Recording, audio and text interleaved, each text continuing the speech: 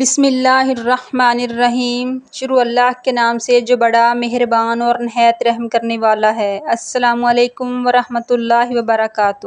حضرت ابن عمر رضی اللہ عنہ سے مروی ہے، فرماتے ہیں کہ رسول اللہ صلی اللہ علیہ وآلہ وسلم نے فرمایا، اپنی نماز سے کچھ اپنے گھروں میں رکھو اور ان کو قبرستان نہ بناؤ۔ ابو داؤد حدیث نمبر 1043۔ حضرت زید بن ثابت رضی اللہ تعالی عنہ سے مروی ہے کہ رسول اللہ صلی اللہ علیہ وآلہ وسلم نے فرمایا، آدمی کی فرض نماز کے علاوہ گھر میں پڑھنا میری اس مسجد میں پڑھنے سے افضل ہے۔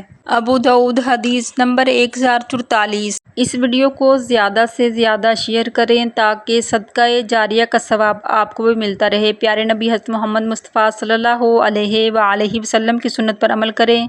مزید اسلامی ویڈیو دیکھنے کے لیے ہماری ویڈیو کو لائک، شیئر اور ہمارے چینل کو سبسکرائب کریں۔ جزاک اللہ۔